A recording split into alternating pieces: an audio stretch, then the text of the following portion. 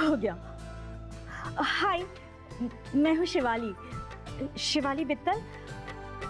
वैसे बहुत सारे अलग अलग नाम हैं मेरे, जैसे मम्मी पापा के लिए शिवली और राजीव के लिए शिवी, और कभी बहुत ज़्यादा प्यार आ जाए तो श्रीमती जी, बिटिया के लिए ममा और बाकी सब के लिए मिसेस मित्तल। वैसे हर नाम के साथ रोल भी थोड़ा थोड़ा बदल जाता है, कभी एकदम चुलबुली हो जाती हूँ, कभी मनमौजी और कभी जिम्मेदार। जिम्मेदार तो मैं हमेशा रहना चाहती हूँ, पर कभी कभी थोड़ा स्लिप हो जाती हूँ, सोचती कुछ हो कुछ और ही जाता है।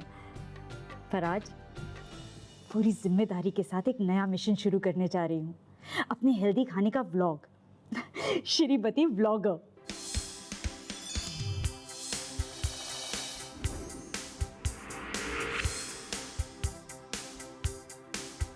इस व्लॉग को बनाने की कहानी कुछ महीनों पहले शुरू हुई।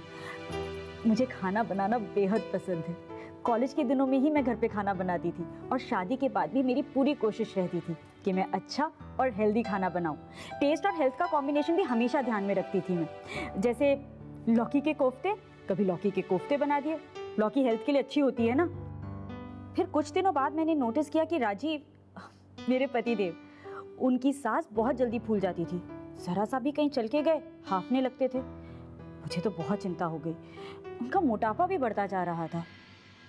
पर थोड़ी समझदार तो मैं हूँ, इसलिए फटाफट मैंने उनका मेडिकल चेकअप कराया, और अच्छा हुआ कराया, क्योंकि टेस्ट के रिजल्ट में आया हाई बीपी और कोलेस्ट्रॉल भी बढ़ा हुआ।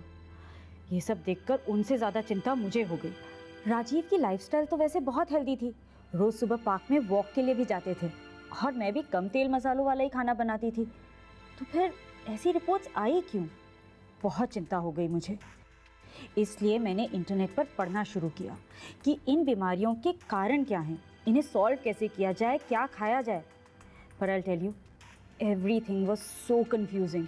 सब जगह अलग अलग बातें लिखी हुई थी।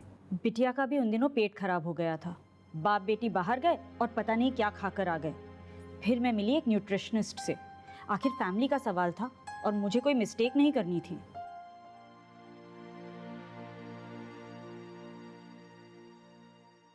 उनसे बात करके पता चला कि कई बीमारियों का कारण हमारा खाना ही है।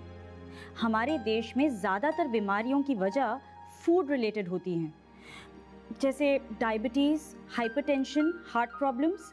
ये सारे नॉन कम्युनिकेबल डिजीज़ेज़ हैं। कितने नॉर्मल लगते हैं ना, पर सब के सब हैं जानलेवा। आपको पता है, हमारे देश में 60% लोगों की मौत इन बीमारियों की वजह से होती है। जब न्यूट्रिशनिस्ट ने मुझे ये सब बताया ना, तो मेरे दिमाग की तो घंटी बजने लगी। अच्छी तरह से समझ में आ गया कि अगर मुझे अपनी फैमिली को सेफ रखना है तो किचन में कुछ चेंजेस तो करने पड़ेंगे। सेफ फूड, न्यूट्रिशियस फूड, इन सब के बारे में उन्होंने मुझे बहुत कुछ बताया। कुछ चीज़ें मुझे पहले से पता थी, पर बहुत सारी नई चीज़ें पता चली। उन्होंने मुझे FSSAI के बारे में बताया। FSSAI यानी food safety and standards authority of India. ये संस्था कमाल का काम कर रही है। हम तक सही और सेफ फूड पहुंचाने में इनका बहुत बड़ा हाथ है। अरे वो सारे पैक्ड फूड जो हम खरीदते हैं ना, उस पर इनका मार्क होता है, ये ऐसा। हाँ, और इनकी एक वेबसाइट भी है, www.fssai.gov.in।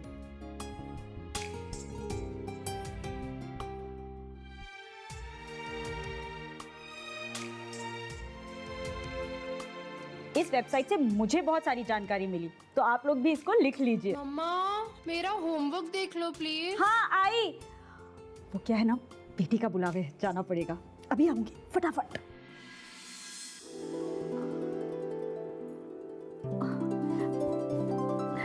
सॉरी, आप लोगों को छोड़कर जाना पड़ा। वो क्या है ना, आजकल मेरी बेटी बहुत शरारती हो गई है। पढ़ने लिखने में तो बहुत आनाकानी करती है, पर है बहुत होशियार। ये जो वीडियो का आइडिया है ना, उसी ने दिया था मुझे।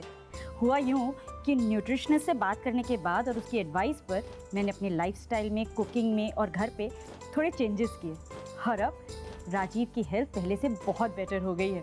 और बिटिया, उसका पेट भी इतनी आसानी से ख़राब नहीं होता अब। तो कहने का मतलब ये है कि नॉलेज बहुत काम आई। पर फिर मुझे लगा, मुझे इन बातों को शेयर करना चाहिए ना। तो मेरी बिटिया रानी ने पता है क्या बोला, कहती है कि मम्मा आपको सिर्फ एक व्लॉग ही तो बनाना है। और मैंने कहा व्लॉग, ये क्या होता है? तो उसी ने मुझे समझाया कि जिस तरह हम कंप्यूटर पर रोज कुछ लिखते हैं तो उसे कहते हैं ब्लॉग, लेकिन अगर वीडियो से हम अपनी बातें शेयर करते हैं, जैसे मैं भी आपके साथ कर रही हूँ, तो इसे कहते हैं व्लॉग। बस इस तरह से बन गया श्रीमती व्लॉगर।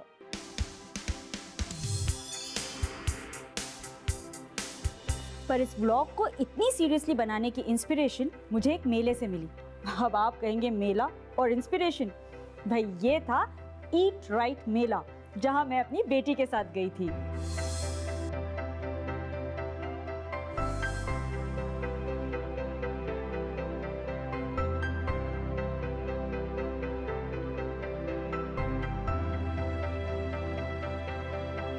यहाँ पर खाना तो साफ सुथरा था ही, पर साथ ही फन में बहुत सारी इंपॉर्टेंट चीज़ें पता चली।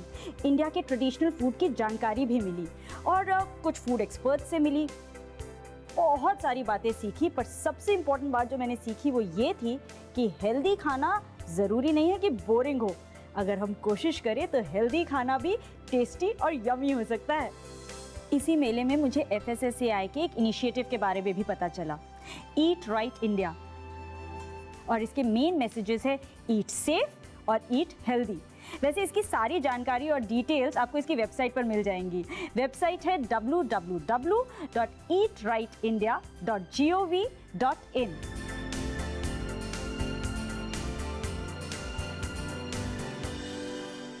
वैसे इस मेले में मैं बहुत सारे लोगों से मिली, बट सबसे स्वीट थे मास्टर सेहत और मिस सेहत।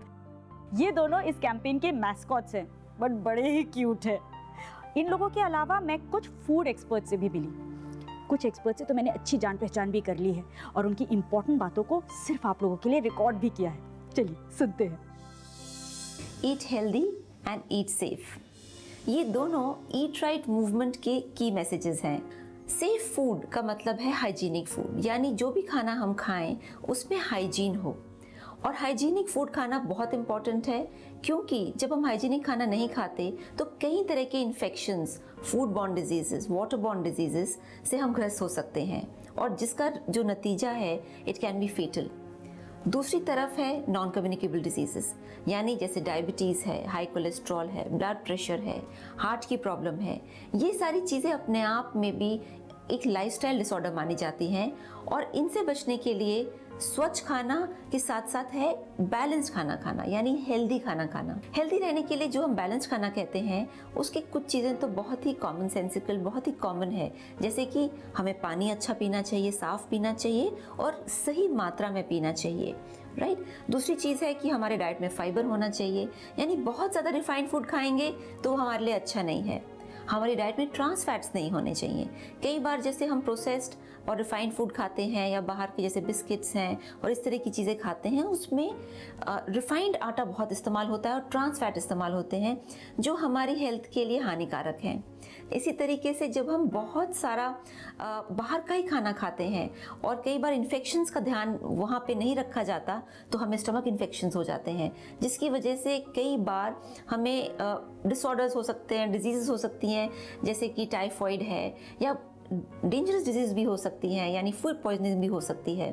तो इसीलिए बहुत इम्पॉर्टेंट है कि eat healthy and eat safe दोनों एक बहुत इम्पॉर्टेंट पिलर्स हैं हमको अपने आप को हेल्दी रखने के लिए। तो ये दो चीज़ें आप ज़रूर ध्यान रखिए, क्योंकि अगर आप if you eat healthy, if you eat balanced food, if you avoid all the processed and refined food, और दूसरी तरफ if you eat hygienic food, तो आप स्वस्थ रहेंगे और ये देश भी स्वस्थ रहेगा। सो बेसिकली बात यह है कि अगर आपको बीमारियों से दूर रहना है और अगर अपनी फैमिली को हेल्दी रखना है तो सेफ फूड और न्यूट्रिशियस फूड के बारे में अपने आप को एजुकेट करना होगा। बीमारियों से दूर रहना है तो ईट राइट। मैं ऐसी बहुत सारी इंटरेस्टिंग बातों के बारे में व्लॉग करती रहूँगी। आप मेरे नेक्स्ट व्लॉग का वेट कीजिएगा। तब तक के लिए लाइक दिस वीडियो, दोस्तों के साथ शेयर कीजिए और प्लीज़ सब्सक्राइब भी कीजिए। वैसे ये ना मेरी पहली कोशिश है, तो शायद कोई कमी रह गई हो। कमेंट्स बॉक्स में अपने सजेशन ज़रूर भेजिएगा। Okay bye. हाँ, जाते जाते आज के ब्लॉग की सारी इंपॉर्टेंट बातें एक बार फिर से। डायबिटीज, हाइपरटेंशन और हार्ट प्रॉब्लम्स जैसी बीमारियों को नॉन कम्युनिकेबल डिजीज कहते हैं। www.fssai.gov.in ये वेबसाइट है FSSAI का, जहां से आप FSSAI के अलग-अलग इनिशिएटिव्स के बारे में और फूड सेफ्टी के बारे में बातें जान सकते हैं। ईट राइट इंडिया का वेबसाइट है www.eatrightindia.gov.in। ईट राइट के विषय में यहाँ आपको डिटेल्स मिलेंगी।